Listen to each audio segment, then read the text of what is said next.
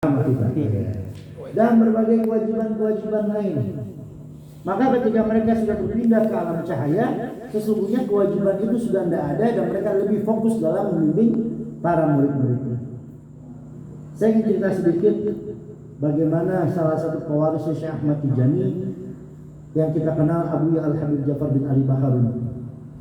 Jadi 3 tahun lalu tepatnya kurang lebih, 2 tahun lalu kurang lebihnya, Al-Fakir bersama keluarga sedang ada kegiatan ke Pulau Seribu.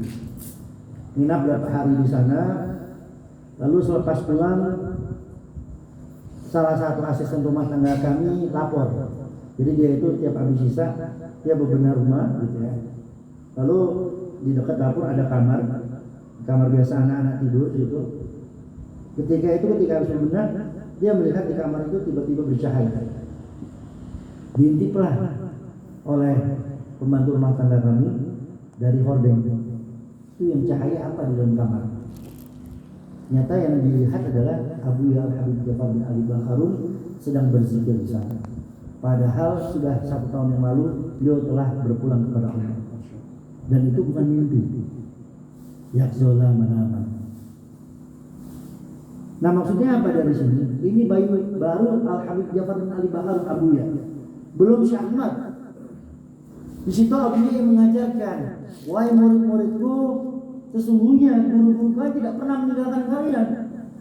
Alhamdulillah harus minimal Al-Fakir sendiri langsung talqin oleh Abu Ya Al-Habib Ja'far. Jadi meyakini bahwa Abu Ya mengajarin. Sekelas Abu Ya aja nggak pernah pergi, apalagi Syekh Ahmad Tijani. Ada seorang wali ketika dia sedang berlayar di tengah laut, tiba-tiba dia ada badai dan sebagainya, bingung kehilangan arah. Tiba-tiba apa yang terjadi? Tiba-tiba Syekh Ahmad Tijani hadir di atas perahu itu dan berkata, katakanlah, ya aliman bil altaf najina mimma na'af, ya aliman bil altaf najina mimma na'af, ya aliman bil altaf najina mimma na'af. Wahai Maha mengetahui Allah Subhanahu wa taala, selamatkan kami dari apa yang kami takuti. Syekh Ahmad Tijani hadir ajarkan itu kalimat zikir pada wali tersebut, muridnya, lalu hilang lagi. Nah, lama kemudian habis zikir, murid yang tadi tersasar kembali ke daratan, dan apa yang terjadi? Teman-temannya mengatakan, berapa yang lalu Syekh Ahmad wafat. Yang terjadi barusan mimpi apa kenyataan? Kenyataan. Maka yang perlu kita tadaburi dengan paripurna Syekh Ahmad Tijani ini, bahwa kita harus meyakini Syekh Ahmad selalu mengawasi kita. Cuma masalah kita yakin enggak? Contoh kecil deh. Saya ini kan baru sekali kemarin kesini waktu udahan kita ya. Terus tadi hujan-hujan bismillah. Saya berangkat, nyampe sini sih nggak nyasar. Pas masuk ini saya bingung nih, pisar 1, pisar 2 ya. Saya lupa tadi. Saya masuk ke pisar 1. Saya tanya Mas Anpang, Pak, mohon maaf yang ada masjidnya di mana Pak? Dua-duanya ada. Ya Syekh Ahmad, kemana ini? Saya kontak beliau nggak bisa juga kan? Oh udah. Ya Syekh Ahmad. Tiba-tiba hadisnya diarahkan ke sini. Nyampe masjid pas maghrib. Lah sekarang gini, ketika kita punya, mohon maaf, kita semua punya kewajiban. Ketika kita punya kewajiban banyak hal, yang kita ingat siapa dulu? Yakin Syekh Ahmad atau orang lain dulu? Ada orang yang, jangankan orang lain, istri saya sendiri ketika saya pertama kali waktu baru tahu istri saya nanya, itu nggak syirik tuh minta Syekh Ahmad? Kan kita mintanya ke Allah. Ayo. Nah, ini dulu nih, basicnya dulu nih. Kok kita Syekh Ahmad terus nih? Bahkan anaknya Syekh Al-Habib Al-Zakani, Syekh Hasan, terus sedikit nyebut ya Syekh Ahmad, ya Syekh Ahmad, ya Syekh Ahmad. Nah sekarang kalau ada orang kayak begitu mengatakan ya Syekh Ahmad saya lapar, ya Syekh Ahmad saya punya utang, ya Syekh Ahmad, syirik nggak tuh? Ya. Hah? Nah, ini belum mantap dulu ini. Gitu.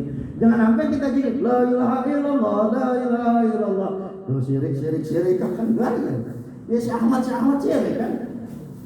Nah, itulah yang membuat keyakinan yang tidak yakin, yang tidak tasdik kepada Syekh Ahmad, yang membuat kita pertolongan Syekh Ahmad enggak turun kepada kita. Sekarang ini saya kasih contoh dulu sederhana. Sekarang ada anak minta bapaknya, besok ulangan, kudu bayar ulangan nih.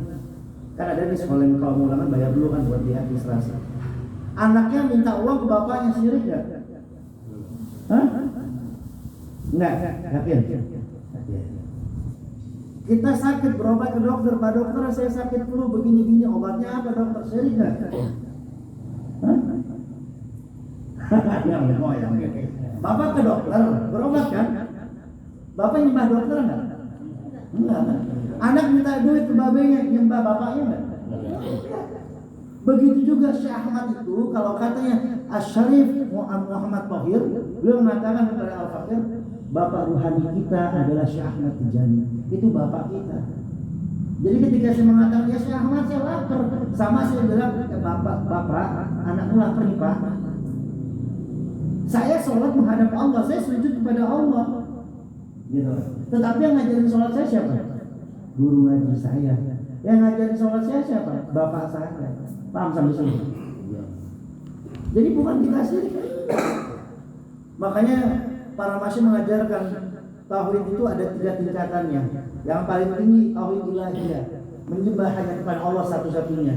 Yang kedua tauhid an-nubuwah, bagaimana kita menempatkan Rasulullah sebagai nabi yang paling utama. Kenapa kadang-kadang kita nih, mohon maaf punten pisan, masih belum yakin kepada Nabi Muhammad. Sekarang ini, katanya ya, Nabi Daud mukjizatnya ngapain? Nabi Daud bisa apa? Bisa besi dipotek. Nah, udah kayak coklat tuh dipotek. Nabi Musa ngapain? Belah laut. 2 nabi ini aja. Nah sekarang 2 nabi ini, satu Nabi Daud bisa motek besi, Rasulullah bisa motek apaan? Ada yang tahu nggak? Bulan dipotek, dibelah dengan jarinya itu. Besi di bumi, bulan di luar. Nabi Musa alaihissalam dengan tongkatnya bisa membelah laut. Nabi Muhammad sallallahu alaihi wasallam dengan jari-jarinya, air ini keluar nggak perlu pakai tongkat. Nabi Musa untuk mengeluarkan air dari batu kudu pakai tongkat, pakai wasilah. Rasulullah SAW dengan jarinya langsung keluar ini air. Makanya satu ketika Sayyidina Umar bin Khattab radhiyallahu anhu pernah megang kitab Taurat. Lalu ketika itu Rasulullah SAW melihat apa yang dipegang oleh Sayyidina Umar bin Khattab. Lalu Rasulullah mengatakan ini, wahai sahabat Umar, seandainya Musa alaihissalam masih ada di saat ini, maka dia akan ikut kepadaku. Maksudnya apa? Maksudnya ada itu kecemburuannya Rasulullah. Ngapain ente pegang Taurat? Udah cukup Al-Quran Karim aja. Ente bergantung pada aja. Bukan berarti merendahkan Nabi lagi. Ikhwan Tijani boleh ziarah Nabi, boleh ziarah sahabat Nabi, tapi jangan sampai hatinya meninggikan Nabi lain daripada Rasulullah. Itu yang kita jaga. Sudah tauhid ilahiyah, tauhid nubuwah. Yang ketiga tauhid al-wilayah, yaitu apa? Tauhid kewalian. Ada sebagian ulama mengatakan, para masyayikh thariqah Tijaniyah mengatakan aslinya nih, orang mengenal Allah Subhanahu wa taala, insya Allah rata-rata orang mengenal Allah. Bahkan bukan orang Islam ada meyakini adanya Allah. Makanya ada orang Yahudi mengenal Elia, sebutan mereka-nya. Ada lagi orang Nasrani Allah. Tapi orang Nasrani, orang Yahudi tidak terima dengan tauhid nubuwah. Mereka tidak menerima Rasul sebagai nabi mereka. Mereka tidak terima ini. Makanya udah patah tauhid mereka. Nah, orang Islam sudah yakin kepada Allah, yakin kepada Rasul, tapi tidak semua orang Islam yakin akan adanya wali Allah. Betul apa betul? Enggak semua. Ngapain pakai wali? Gitu kan? Langsung doa aja kepada Allah, betul nggak? Betul, sokokoy. Nah sekarang ini nggak usah urusan langit dah, urusan bumi aja dah. Kita nih, contoh nih, saya tinggal di kota Depok. Ini kan di luar Depok nih. Saya mau ngurus macam-macam, ujung-ujungnya di kota Depok ada wali kota. Wali bukan? Wali kota, betul. Ustaz Nurdin, gak lama lagi nikah anaknya. Jadi wali nggak? Wali nikah. Di sekolah ada wali murid? Ada wali murid. Untuk urusan dunia aja kita butuh wali, urusan dunia ya. Apalagi urusan rohani. Ada cerita di daerah Jawa Timur, ada seorang Syekh Thariqat Tijani. Jadi dia didebat bahwa sama orang-orang yang tidak percaya dan teman-teman salafi, udah kita doa langsung pada Allah. Udah deh, gak usah banyak bacot dah. Kalau main teh gak usah ngadu dalil, lemah. Maksud bukan lemah, nyampe-nyampe pikiran. Udah gini, ini ada golok. Kita tulis surat di atas materai. Kalau ente yakin dengan apa yang ente pahami, silakan ente bacokannya langsung. Kalau anda meninggal, ini di atas materai anda bilang keluarga anda nggak boleh nuntut ente. Dan syaratnya adalah sebelum ente bacokannya, anda mohon izin, anda ingin tawasul dulu kepada guru-guru anda. Dan jika anda yang nama-nama ganti yang anda bacok ente dan ente nggak boleh nuntut anda. Apa yang terjadi? Kabur tuh orang. Lah katanya yakin sama Allah. Tapi kenapa dia nggak yakin? Nama disinilah Allah Subhanahu Wa Taala menempatkan para utusan-utusannya Nabi dan Rasul. Nabi dan Rasul sudah tidak ada, sudah ditunjuk oleh Rasulullah. Dan al-ulama warasatul anbiya. Dan ulama wali yang ini ada pewaris-pewarisnya Nabi. Kalau benar kita yakin kepada Allah, kenapa? Kalau kita doa angkat tangan, kok masalah nggak langsung selesai? Kan kita udah sholat nih, udah zikir nih, tapi cicilan masih ada nggak? Terus kita udah kuat-kuat nih zikir, la ilaha illallah, la ilaha illallah. Nyampe rumah istri bentak, bapak gimana sih? Langsung eloknya mundur. Nah disinilah berarti apa? Allah Subhanahu Wa Taala begitu indah dalam mengajarkan kita tentang keimanan. Bagaimana Rasulullah begitu indah dalam menjaga kekuatan iman kita. Salah satunya dihadirkan wali-walinya Allah ini agar keimanan kita semakin sempurna kepada Allah. Nah untuk itu pula, kenapa kita masuk bertorikoh di sini? Salah satu alasan kenapa kita bertorikoh adalah fa'ilam takun, yaitu karena kita nggak punya apa-apa. Contoh, teman Mas siapa? Mas Agus. Siap nggak besok meninggal? Siap. Saya balik deh. Siap nggak besok nikah lagi? Langsung senyumannya beda. Jadi senyuman maksa, ini senyumannya bahagia gitu ya. Insyaallah. Ketika kita mengatakan besok kita akan wafat, amal kita berapa banyak? Nggak ada yang tahu. Dosa kita berapa banyak?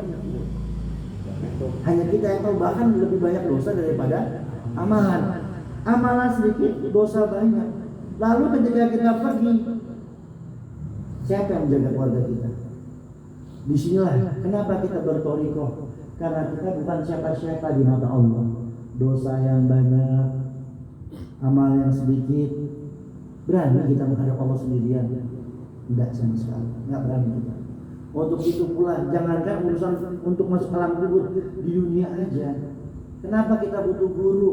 Kenapa kita butuh guru seperti Habib Salim Ahmad bin Al-Haddad, Abu Habib Jafar sampai Syekh Ahmad Tijani? Karena kita meyakini diri kita yang fakir ini bukan siapa-siapa kalau tanpa guru-guru kita. Nah maka untuk itu pula Rasulullah SAW sebagai Nabi yang terbaik, Rasul yang terbaik, dipilihlah untuk kita guru yang terbaik sepanjang zaman, Syekh Ahmad At-Tijani. Bayangin Syekh Ahmad Tijani 7 tahun sudah hafal Quran dengan sempurnanya. Kita 7 tahun ngapain? Main guru. 16 tahun Syekh Ahmad Tijani sudah menjadi seorang mufti, seorang ulama yang menjadi hakim dan sebuah negara yang didengarkan fatwa-fatwanya. 16 tahun. Tak kita narik bayangan. Usia 20 tahun beliau mulai fokus pada pendalaman ilmu tasawuf dan thariqahnya. Disampaikan oleh para guru-guru kami bahwa beliau sebelum beliau memegang thariqah Tijani ini, beliau telah mengambil 6 atau 7 thariqah sebelumnya. Makanya tadi kita baca manaqib dijelaskan Al-Watiyah dan lain sebagainya. Pertanyaannya adalah, kenapa kok Syekh Ahmad nggak langsung thariqah Tijani aja? Kenapa kok harus ke thariqah lain? Kan gitu.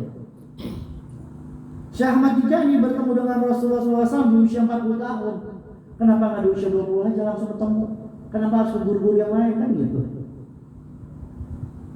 Di sini Rasul sedang mengajarkan sekelas Syekh Ahmad Tijani aja nih, panglimanya wali butuh proses. Islam diturunkan berapa lama? 22 tahun kurang lebihnya, 22 bulan. Islam yang begitu komprehensifnya butuh 22 tahun kurang lebihnya diturunkan. Syekh Ahmad Tijani butuh 40 tahunnya untuk mencapai pangkat yang sempurna. Kenapa nggak langsung ketemu Rasulullah? Rasul sedang mengajari sekelas Syekh Ahmad aja, dia butuh tingkatan-tingkatan guru. Kita nih dari guru ngaji alif bata udah bisa, kita belajar tafsir Quran lagi, kita belajar lagi tadabbur Quran lagi, kita baca tahfiz Quran lagi, kita baca tafsir Quran lagi. Nah maksudnya apa? Kalau diajarkan guru kami, wali-wali yang sebenarnya mereka adalah wali salib, yang dimana mereka itu menuju pangkat tertinggi itu nggak langsung jazat, langsung diambil, tapi step demi stepnya. Nah ini dia. Maka di sini perlu kita ingat bahwa kalau ada ikhwan baru talqin, mungkin dia belum paham bagaimana menjalankan wazifah dengan benar, lazim dengan benar, pemahaman yang belum benar. Dalam arti kata dia masih belajar. Kita nggak langsung ente gimana sih? Syekh Ahmad dong. Bukan berarti saya mengatakan saya sudah sempurna, enggak juga. Ingat setiap kita punya masa-masanya diberikan pemahaman. Makanya salah satu doa kita tadi apa? Wa fahimna hukumat Tijani. Fahamkan kami dengan fahamnya Tijani. Kalau seandainya semua orang, mohon maaf, semua orang sudah paham dengan hidayah Islam, nggak ada orang korupsi, ya nggak? Buktinya korupsi rata-rata adalah agama Islam. Sama di dalam Thariqat Tijani, makanya salah satu keutamaan Thariqat Tijani, apa yang ada di dalam Islam, Thariqat Tijani mengikutinya. Maksudnya apa di sini? Salah satunya adalah ketika ada ikhwan yang baru belajar, gitu ya. Bahkan ada orang yang sudah bertahun-tahun, mungkin pemahamannya masih begitu. Bukan berarti dia nggak mau, tapi bisa jadi pemahaman itu belum diberikan oleh Syekh Ahmad. Saya kasih contoh lah, nggak usah pusing-pusing. Guru kita Al-Habib Salim bin Ahmad Al-Haddad, yang kami ketahui bahwa dari kawan-kawan beliau seperjuangan seperti Ustaz Qadir Al-Aswad di Bekasi, Habib Salim itu salah satu yang dikenal ketika di pondok sering tidur kalau lagi belajar. Lagi belajar, orang belajar tuh tidur. Tapi anehnya kalau ulangan, bener semua jawabannya gitu. Ya nggak 100% lah, tapi banyak yang benar gitu. Nah, hingga akhirnya banyak teman-teman beliau satu angkatan berkata, ya tetap kita ta'zim Habib Salim sebagai seorang guru habaib, tapi nggak kebayang kalau beliau akan jadi muqaddam besar kayak gini kayak sekarang gitu. Nggak kebayang dulu kayak gimana, udah tahu kok sekarang jadi kayak gini gitu. Nah maksudnya apa? Sekelas guru kita aja, ada orang yang ada masanya memang dia belum melewati masa-masa yang memang harus menjahadah dulu.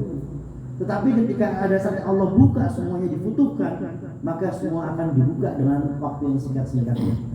Jadi bahwa yuk sama-sama kita saling menghargai satu sama lain.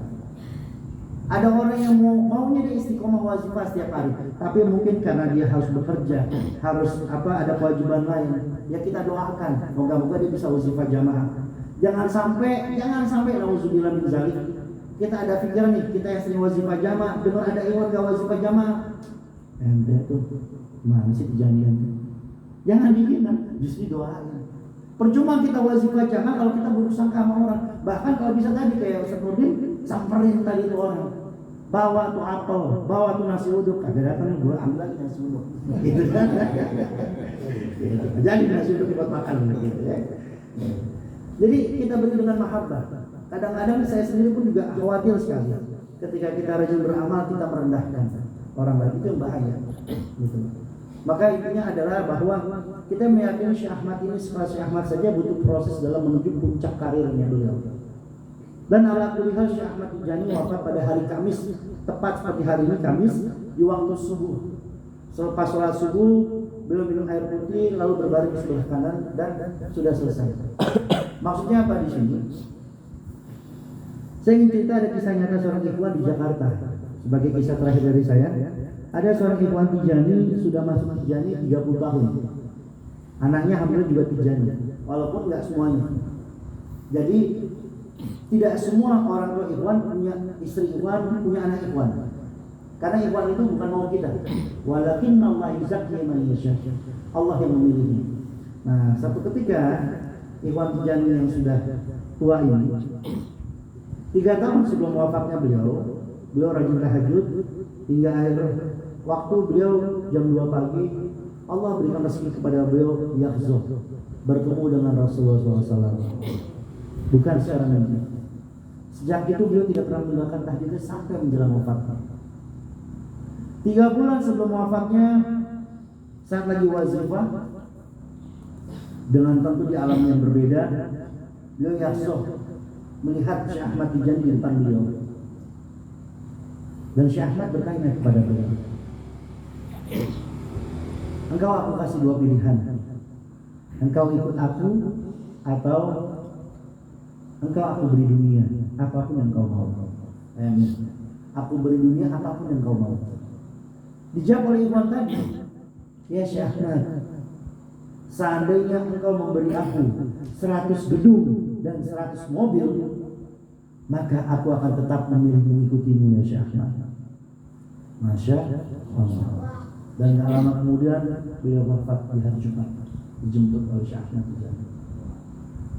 Jadi ikhwan-ikhwan yang istiqomah banyak kisah-kisahnya yang beliau sudah dipersiapkan oleh Syekh Ahmad. Karena salah satu bukti bahwa kan Ikhwan Tijani ini tidak akan wafat kalau ia benar menjalankan thariqah Tijaniyah, tidak akan wafat sebelum ia mencapai pangkat seorang kutub. Nah, dalam arti kutub di sini adalah salah satu syaratnya wali kutub, syaratnya adalah yakhzuh bertemu dengan Rasulullah.